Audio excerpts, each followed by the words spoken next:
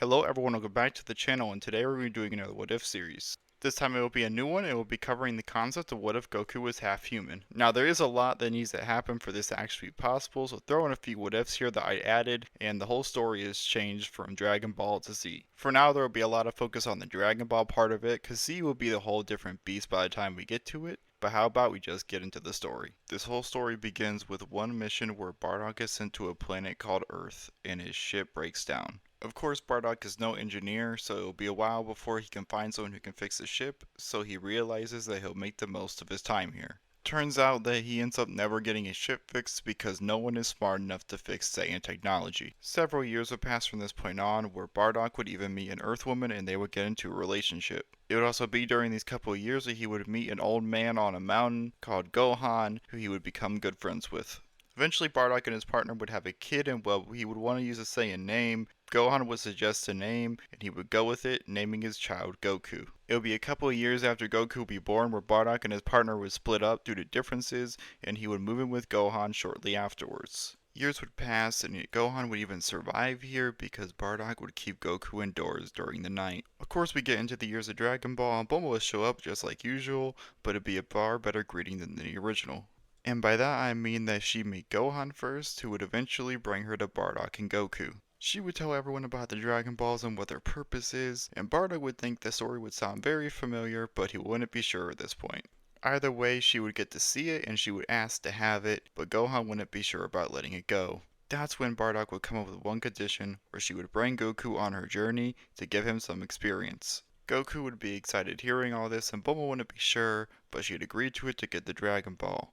Eventually the two would go on their way, and they would begin their journey, just like in the original. However, for the next part of our story, we are on our way to Kame House with the Ox King. His goal there is to bring his daughter Chi-Chi to train with his former master. Eventually, they arrive to see Roshi sitting out on the beach, and he's very curious into why Ox King has arrived. He tells Roshi that his daughter likes to fight far more than he can handle and that he wants him to consider training her. Roshi thinks about it for a minute and realizes he hasn't had a student for a while, so he might as well consider it. After seeing how eager his former student is, he gives in and says he'll train his daughter. He introduces the two and says goodbye to Chi-Chi, and then she goes off with Roshi. It's here where Bulma and Goku would end up on the same journey up to the point where they end up meeting Roshi. Eventually, when Roshi introduces Chi-Chi to everyone, they notice something odd in that both of them seem to have tails. Goku, however, is the only one visibly happy about this fact, and Chi-Chi is very nervous to talk to Goku. Mostly because she's never been around someone her own age, but also because she's never met someone who had a tail like her.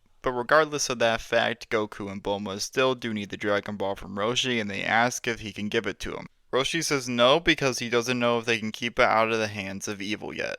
Goku, however, says that he's been training his whole life and that he can keep it out of the hands of any enemies and that he's fought some enemies on the way here. So Roshi ends up taking this as a challenge, and then he tells Goku that if he can take the Dragon Ball from him, they can take it on their way. After a couple of minutes of running around, Goku is exhausted, but Roshi lets his guard down and Goku manages to sneak up behind him to grab the Dragon Ball. Everyone there is very impressed with Goku and his abilities, even after being tired, and Chi-Chi even comes up and congratulates him. Goku and Chi-Chi even start talking a little bit, but Bulma tells them that they have to go before anyone else starts to find the Dragon Balls. And with that, Goku and Bulma leave on their adventures to go find the Dragon Balls. Meanwhile, still on Kame House, Chi-Chi uses the inspiration from Goku to try and become even stronger and match his strength. So to cover the end of the first part of Bulma and Goku's journey, they end up meeting the same type of people and end up falling into Pilaf's trap just like in the original. The wish still ends up getting interrupted and Goku still transforms into a great ape and they have to cut his tail off. Bulma does remember this event for when she has to see Roshi next because this may happen with Chi-Chi in the future. After everyone splits apart, Goku goes to look for the 4-star Dragon Ball and he brings it back with him when he goes to see his father and Gohan. Bardock is impressed with how strong Goku has gotten against all the obstacles he has been through so far. He used to think that his power level would be a hindrance, but now he knows that he can be a strong Saiyan warrior anyways and get over it. Goku even decides to bring up Chi-Chi one night saying that he found a Saiyan girl training with Master Roshi.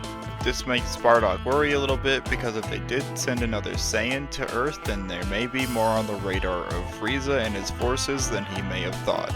After a brief stay at his home, he does go back to Roshi to see if he could be trained, but they are interrupted by another kid arriving on the island requesting the same thing. Roshi is willing to train Goku, but he doesn't know who this Krillin kid is, so he decides to put him on a task and he puts Goku with him just to be safe. He tells him to go find some adult company, preferably a woman, just so he's not going to be around kids all the time. After some searching, Goku and Krillin bring back a woman named Launch, and Roshi officially decides to accept them as his students. Bulma does stop by during this time frame, and she does tell Roshi about what happened with Goku, just in case Chi-Chi has the same reaction. Roshi does take note of it, and he looks at the two children, thinking how odd they are and why they're so different from everyone else. In the meantime, Roshi decides that he's going to train them for the mixed martial arts tournament so he can see how good they are. And so the three kids begin to train, with Goku and Chi-Chi specifically training together because they have so much more fighting spirit than Krillin does naturally. Krillin, however, isn't a slouch, and he does manage to keep up with them sometimes after a while. After the training is complete and the kids and Roshi are ready for the tournament, they head over and they get ready to register. Of course, the three kids enter as themselves, but Roshi enters as a mysterious fighter named Jackie Chun just to see how strong they have grown. Okay, so the main fighters are going to be focusing on for this tournament are going to be Roshi as Jackie Chun, Goku, Chi-Chi, Yamcha, and Krillin. So everyone will make it through the elimination round, and then going into the actual tournament, that's when we actually start to see some people get knocked out. Krillin is the first to get knocked out of them all as he faces Chi-Chi, who at this point is far stronger in raw power than him.